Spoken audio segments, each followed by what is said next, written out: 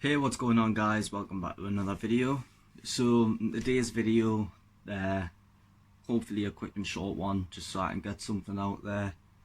I'm going to be feeding the snakes, including the bull snake over there. I'm also going to be cleaning them out. Now, substrate wise, we're doing a bit of changing substrates. I haven't been able to get the substrate that I usually use for my snakes, so I've had to get aspen instead.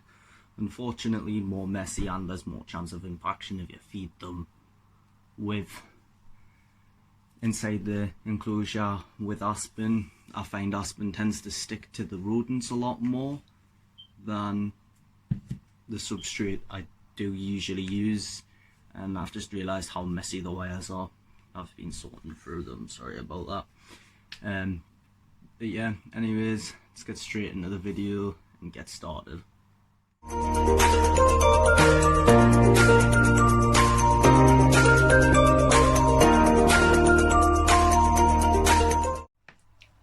you guys, so got 2 cornsnakes that I'm going to be cleaning out and feeding. Just got a rug here that I'm going to put them in. But anyways, let's get the snakes out. First we'll start off with Yo-Yo, which is my amel corn snake. I'm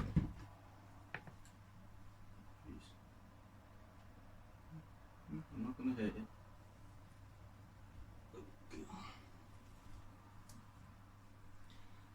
So this here is my amel corn snake.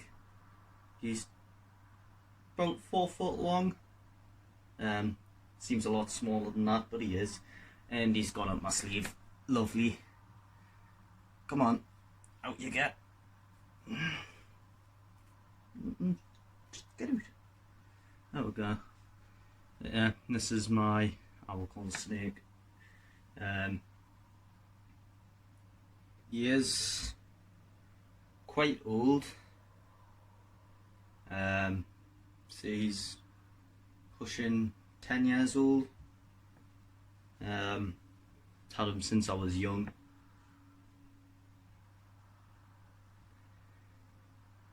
Absolutely gorgeous snake. But anyways, we'll get him in the rug. And just put the lid on. Now, anyways, I'm just going to do a time lapse of getting everything out of his enclosure and cleaning it out.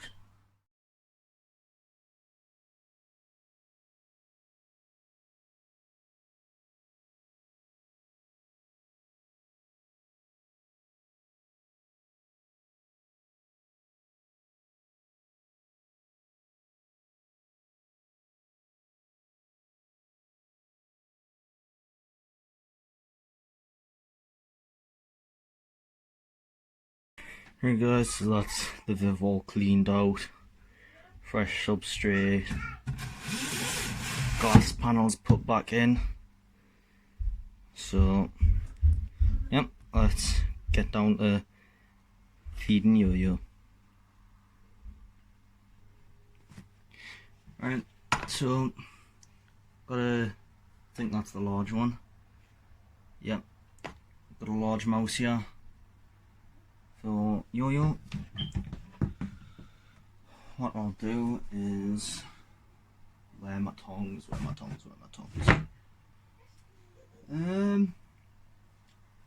That's the one thing I keep misplacing in this room, and that's my tongs.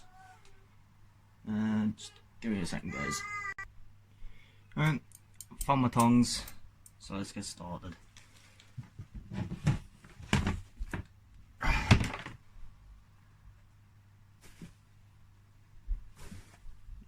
He's got it. And what I'll do again is I'll just time lapse the snake actually eating the mouse for you, and then we'll get on to the next one.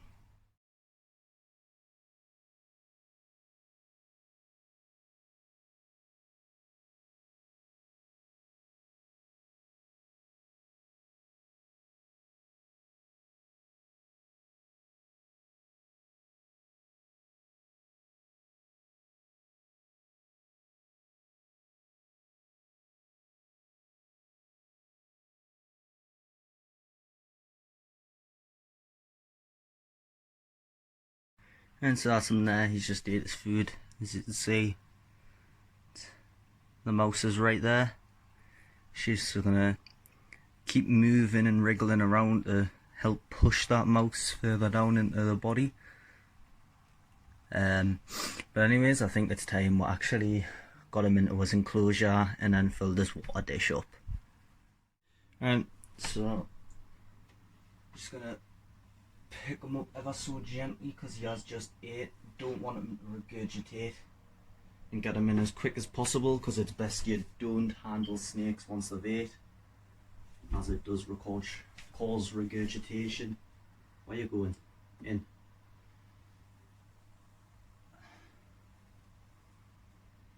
I just find that feeding them outside the enclosures where there is no substrate gives them no risks of impaction. With certain substrates I prefer to do that as well, as certain substrates there is more of a risk of impaction. Aspen I find sticks to dead rodents and rodents in general a lot more than this forest floor bark chippings. But yeah, anyways, we'll just fill the water dish up and we'll get a nice close-up ASMR of it for yous.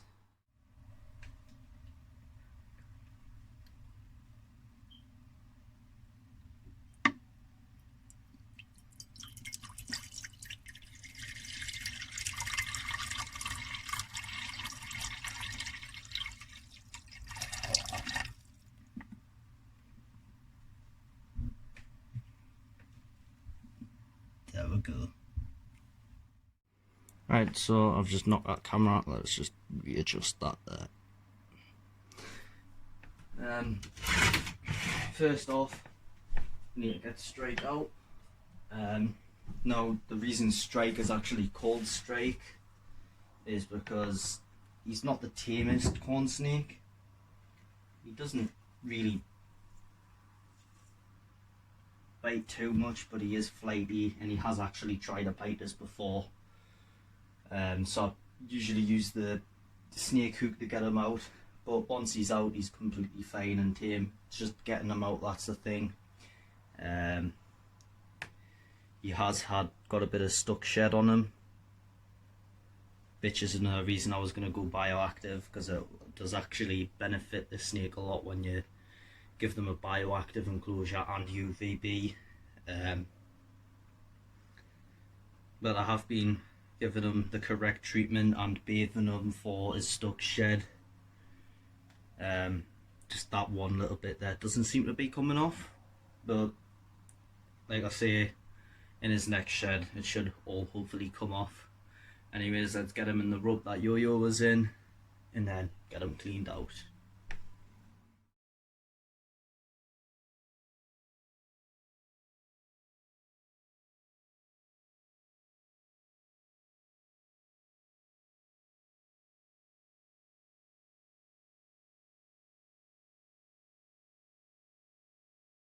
Anyways guys, that's Strike eating now, so what we're going to do, we're just going to fill this water dish up here and then release him into his enclosure.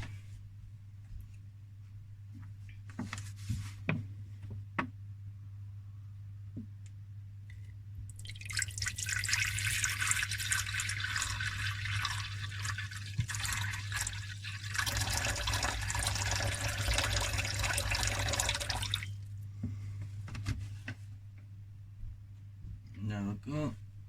Now what I'm going to do is just move the camera back like that, a little bit up if it's gonna go there, and then what I'll do, I'll just release them in.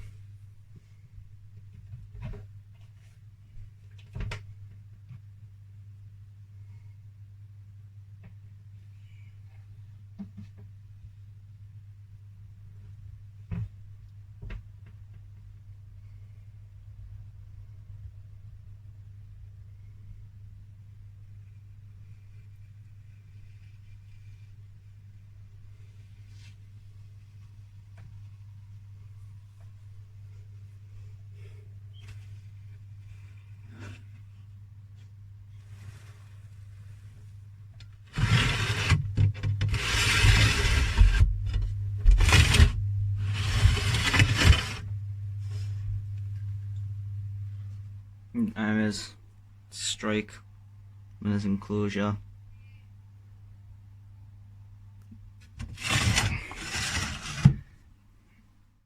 Oh. Right guys, so next we have the Bullsnake here. Now I'll not be able to film him eating. I can already hear him hissing it is. Basically the Bullsnake is, I wouldn't say aggressive, I'd say more defensive. If he doesn't like something, he will bite you. He's very temperamental, shall we say, but I'll not be able to film him eating, as he is a bit of an iffy eater as well. I mean, he eats his chicks alright, which is what I'm going to be feeding him, but I'll be drop feeding him in the rub and he will take his time. I just don't see the point in filming for that long. But I will get him out. As you can see, that's him there. He's already wanting out. You can smell the chicks, that's why. But we'll get him out, get him in the rub, chuck the chicks in for him, and then give his enclosure a nice clean out. Right, so just find out which key it is for his lot. First try, there we go. So what I like to do with the Bullsnake is let him come out, because he is a lot calmer when you let him come out.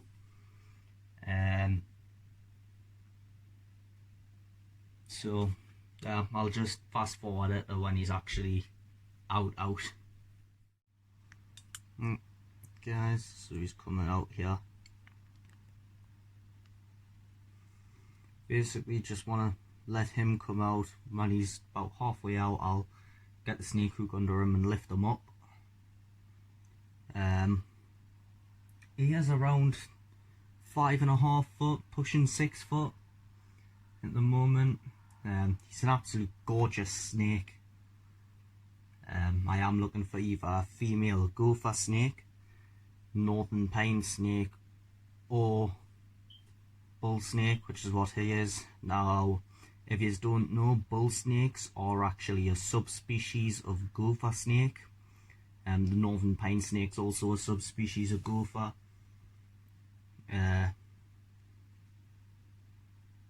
The Bullsnake especially is one of the largest snakes in North America, apart from the invasive Burmese python in Florida, in the Everglades. In the wild, Bullsnakes are also commonly mistaken for diamondback rattlers, so they are actually often killed in the wild, which is a shame, but it happens, unfortunately. Just let him come out a little bit more and we'll get him in his rub. What I will do is just open the rub ready for him.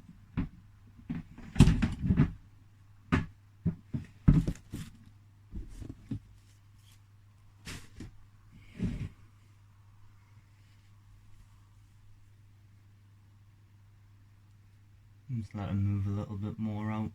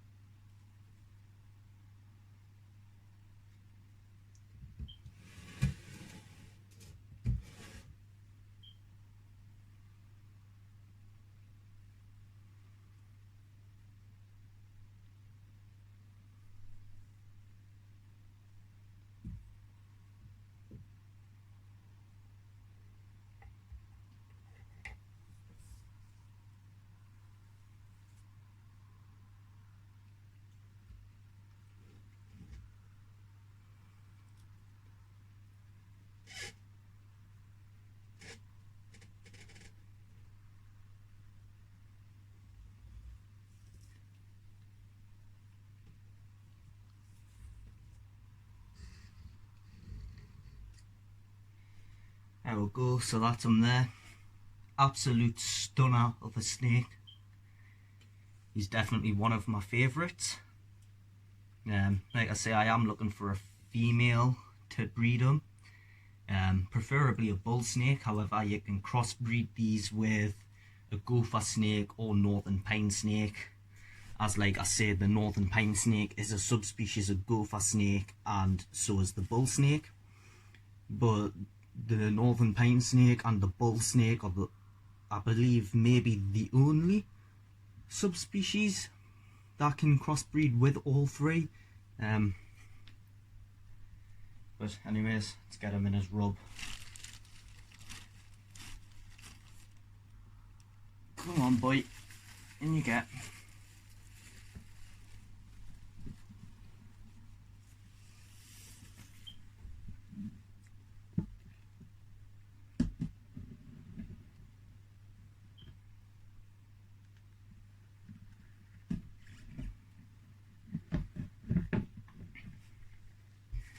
There we go, and what I'll do, I'll just move the rub. So, he's in there if you can't see. Just got his chicks in there. There's 5 of them. So what I'll do is put that down. Grab my tongs if I can find them. Again, misplaced my tongs.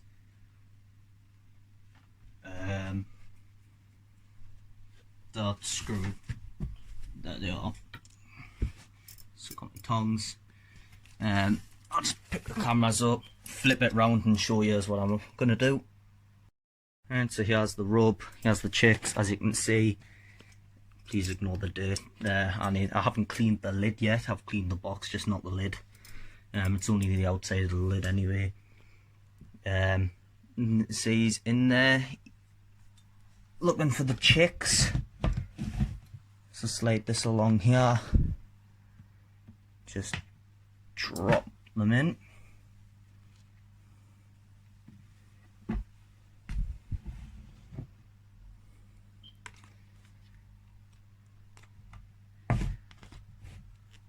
As you can see, that's them there.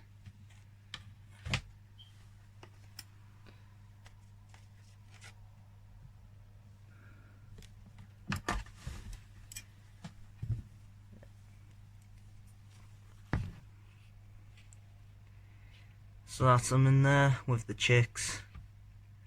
You'll just be sniffing around and you'll start eating them. But like I say, I'm not going to record him eating. What I will be recording is just cleaning out his enclosure and then giving you that water ASMR that the majority of people love. So just set him aside over here, like so.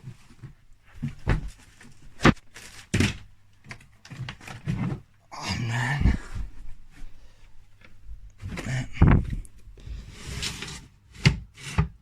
so what I'll do, I'll just get the glass out, set the camera up and show you all. So that's his enclosure. I've got the glass out. He has moved the substrate around and his head actually. But yeah, anyways, that's his enclosure, a large water ball head there. I will be upgrading this enclosure in the upcoming future to preferably a 6x3 or a 6x4 foot vivarium. That way it'll be 6 foot long and then either 3 foot wide or 4 foot wide. Just to give them that extra bit space. This is a 4 foot by 2 foot, which is the minimum I'd say for a bull snake of his size. But anyways, get the time lapse on, get his enclosure cleaned.